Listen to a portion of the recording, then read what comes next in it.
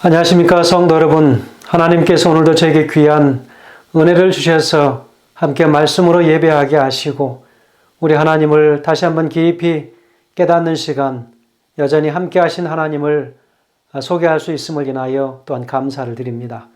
오늘 말씀의 제목은 여호와 삼마라고 하는 제목으로 함께 나누겠습니다. 오늘 말씀 나누기 전에 기도하겠습니다. 하늘에 계신 아버지 하나님, 주의 성령께서 이 시간 말씀 위에 강하게 역사하여 주셔서 살아계신 하나님, 그 하나님을 우리 모두가 만나고 체험하는 시간 되게 하시기를 예수님의 이름으로 간절히 기도합니다. 아멘. 오늘 본문의 말씀은 에스겔서 48장 35절 말씀입니다. 그 사면의 도합이 1만 8천 척이라 그날 후로는 그 성읍의 이름을 여호와 삼마라 하리라 라고 기록하고 있습니다. 제가 전에 읽었던 한 책에 한 글귀가 있어서 소개해 드립니다. 우리가 잘 아는 이야기일 수도 있습니다.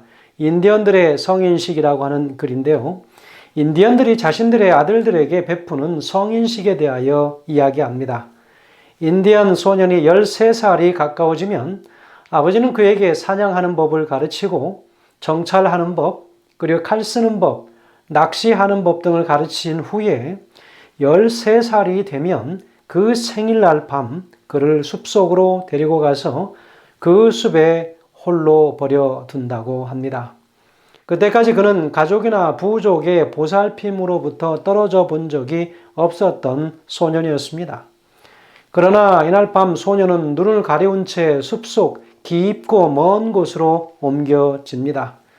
부모와의 약속에 의해서 일정한 시간이 지난 후 그의 눈 가리개를 풀어줄 때 소년은 울창하고 우겨진 깊은 숲속 한가운데 와 있음을 깨닫게 됩니다.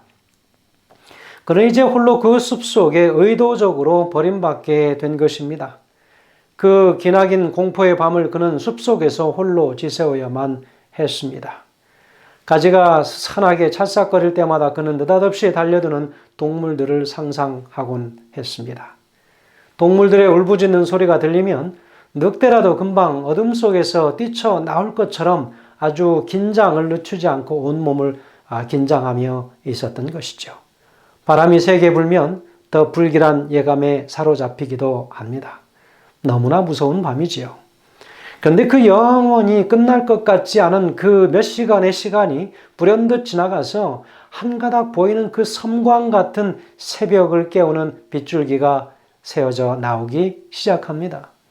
그래서 숲속이 조금씩 환하여지고 주위를 둘러보면 이제 소년이 꽃과 나무를 구별하고 길이 어디 있는지도 보게 되는 것이죠. 그때 소년은 숲속 불과 자신으로부터 몇 미터 떨어지지 않은 곳에 활과 화살을 들고 서 있는 한 남자를 발견하며 깜짝 놀라게 됩니다. 그 사람은 바로 소년의 아버지입니다. 아버지는 거기서 아들과 함께 칠흑같이 어두운 그 온 밤을 함께 지샌 것입니다. 그 아버지는 자신의 아들을 보호하기 위하여 혹시라도 모를 그런 짐승으로부터의 그런 공격들을 보호하기 위하여 그 아버지는 아들의 곁을 떠나지 못하고 바로 거기에서 함께 계셨습니다. 소년은 그 밤 사실은 홀로가 아니었습니다. 아버지가 거기에 함께 계셨던 것이지요. 이것이 바로 에스겔서에서 주는 메시지라고 볼 수 있겠습니다.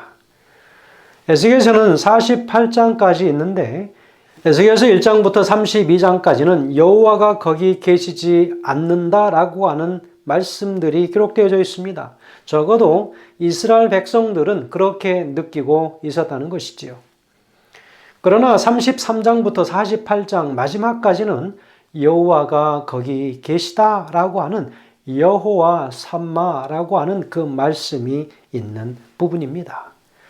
1장부터 32장은 이스라엘과 특히 예루살렘의 심판과 몰락의 과정을 그대로 기록하고 있습니다. 결정적인 함락의 메시지가 33장 21절에 보고되고 있습니다. 우리가 사로잡힌 지 12해째 10째 달 5째 날에 예루살렘에서 도망하여 온 자가 내게 나와 말하기를 그 성이 함락되었다 하였는데 라고 기록하고 있습니다. 그러나 바로 이어서 예루살렘 회복의 메시지가 전달이 되고 있습니다. 에스겔서 36장 33절에서 나 여호와가 말하노라 내가 너희를 모든 죄악에서 정결케 하는 날에 성읍들의 사람이 거주하게 하며 황폐한 것이 건축되게 할 것인즉 이라고 이야기합니다. 그리고 이 회복의 절정이 회복된 예루살렘 성에 하나님께서 충만하게 거하실 때 우리는 그 성을 이름하여 여호와 삼마라고 부르게 되리라 라고 이야기하는 것이지요.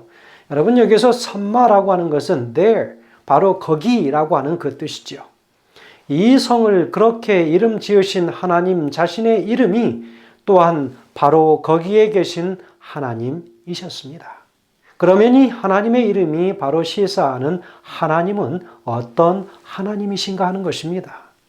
오늘 우리는 그 하나님을 보아야 하겠죠. 첫 번째는 그는 과거에도 계시는 바로 거기 계시는 하나님이셨습니다.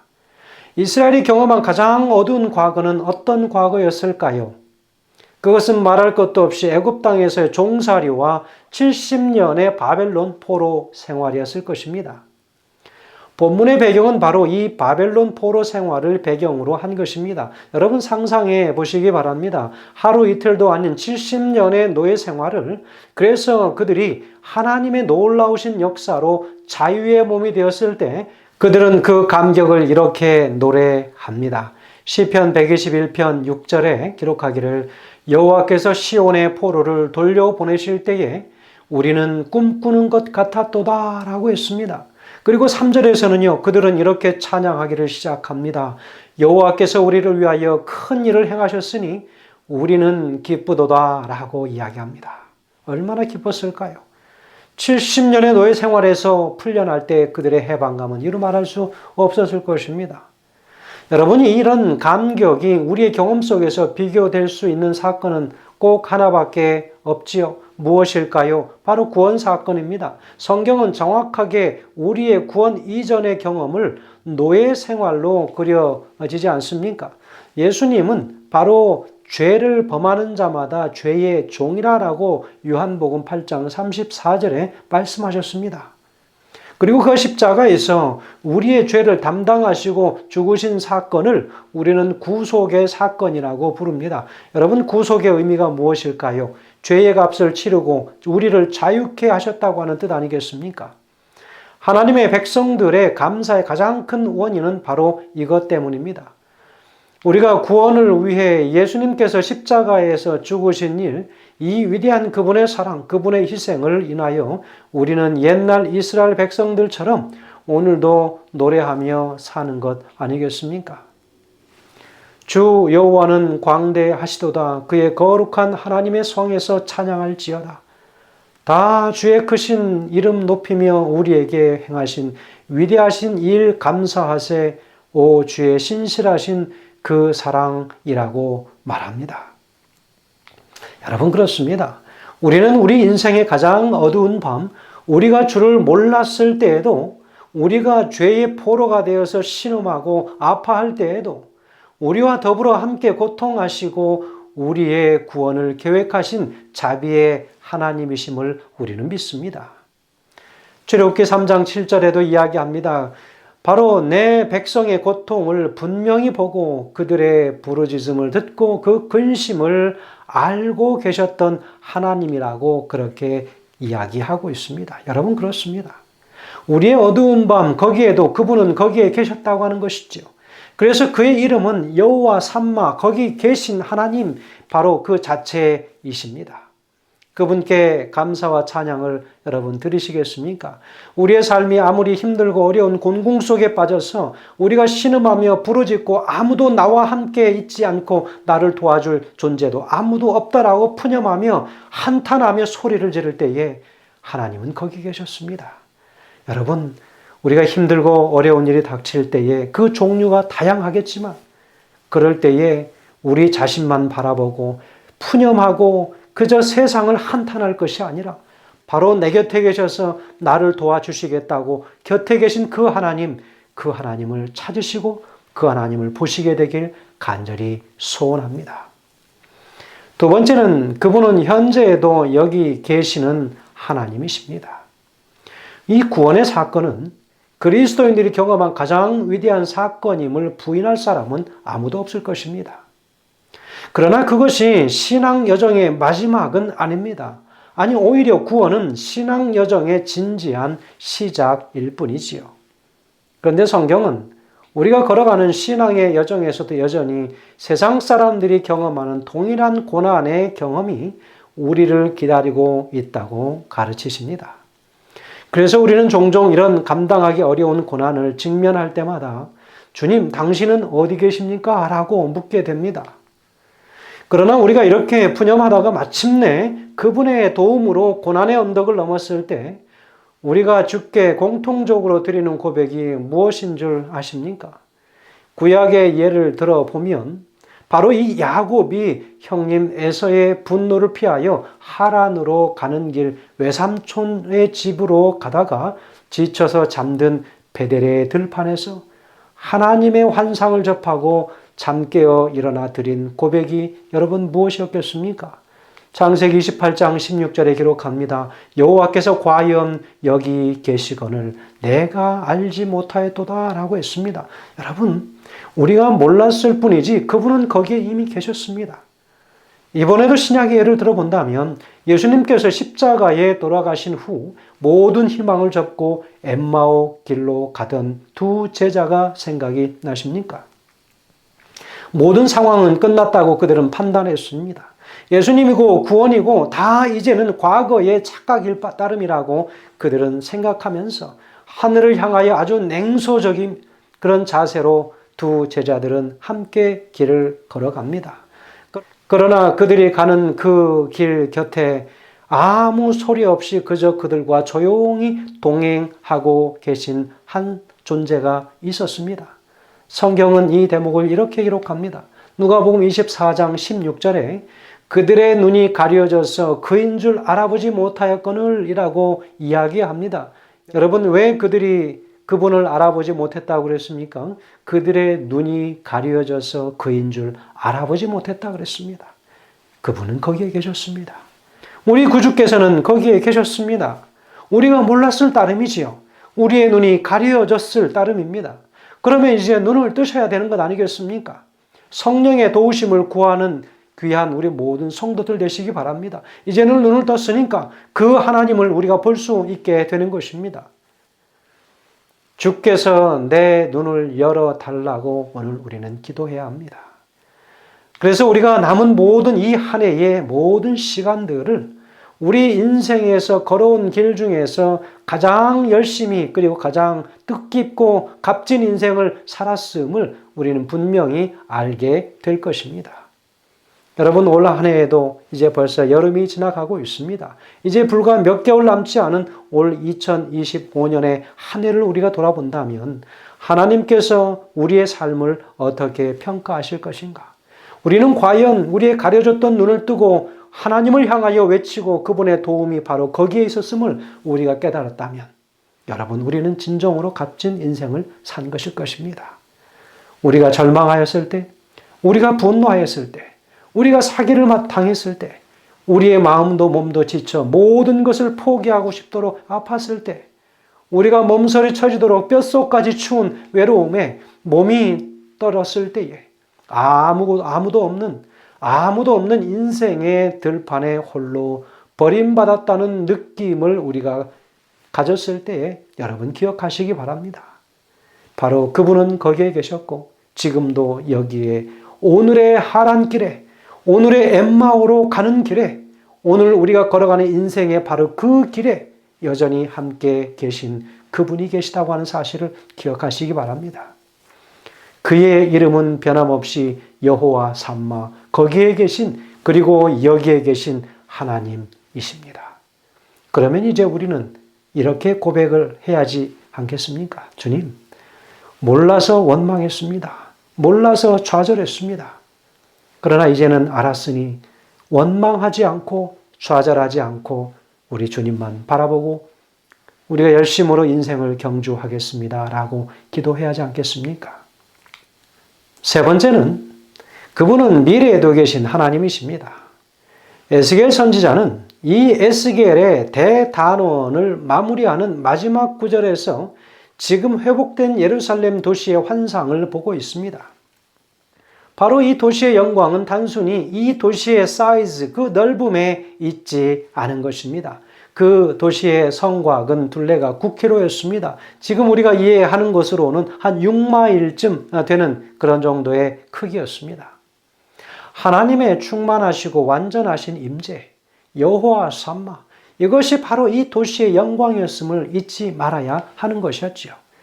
그러나 이 도시는 궁극적으로 하나님께서 자기 백성들을 위해 준비하신 새 예루살렘의 그림자에 불과하다는 것을 우리는 기억해야 합니다.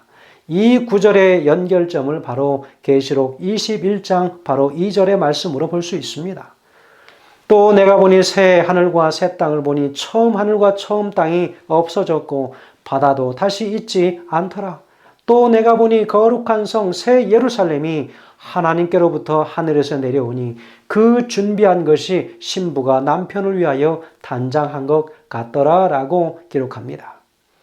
그리고 계속해서 3절에서 묘사하기를 이 새 예루살렘 성 곧 영원한 나라 천국의 본질을 설명하고 있는 그 대목입니다. 이렇게 이야기합니다. 내가 들으니 보좌에서 큰 음성이 나서 이르되 보라 하나님의 장막이 사람들과 백성이 되고 하나님은 친히 그들과 함께 계시리니 그들은 하나님의 백성이 되고 하나님은 친히 그들과 함께 계셔서라고 이야기합니다. 그 다음에는 우리의 모든 눈물을 씻어주시고 모든 것을 새롭게 하신 새 하늘 새 땅에서 눈물도 사망도 애통함도 곡하는 것도 없이 영원토록 거하게 하시겠다라고 약속하시는 장면이 나옵니다. 여러분 그러나 그럼에도 불구하고 천국의 본질, 이 천국의 이 하늘나라의 영광이 무엇입니까? 바로 여호와 삼마, 하나님의 충만하시고 완전하신 임재가 아니겠는가 하는 것입니다. 우리 주님께서 우리의 미래에 이런 하늘나라를 준비하시고 우리를 기다리신다면 비록 이 세상살이가 좀 힘들고 험하고 하여도 우리는 여전히 하나님을 찬양하고 감사하며 살만하지 않겠습니까?